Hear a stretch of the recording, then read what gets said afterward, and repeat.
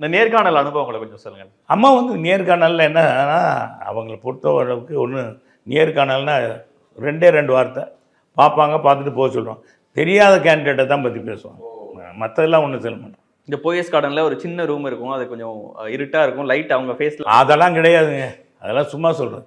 அம்மா மேலே போனால் இப்படி உட்காந்துருப்பாங்க, இப்படி வரணும், வந்தோம்னா வணக்கம் சொல்லுவாங்க, அம்மாவும் வணக்கம் சொல்லுவாங்க, உட்காந்துட்டு வணக்கம் சொல்லுவாங்க. அப்போ நின்றுக்கிட்டு இருந்தால் உட்காருங்க அப்படின்வாங்க. உட்காருங்க, நம்ம யாரும் உட்கார மாட்டாங்க. உட்காருங்களேன், நான் உட்காருங்க அப்படின்வாங்க. நான் தானே கூப்பிட்ருக்கேன் உட்காருங்க அப்படின்னு. உட்கார்ந்தா தான் பேசுவாங்க, இல்லைன்னா எந்திரிச்சிடுவாங்க. அப்போ நீங்கள் போக சொல்லுவாங்க அப்படின்னு சொல்லிடுவாங்க, கோவிச்சிடுவாங்க. அதனால் உட்கார வச்சு பேசி தான் அனுப்பிச்சிடுவாங்க. ஓகே.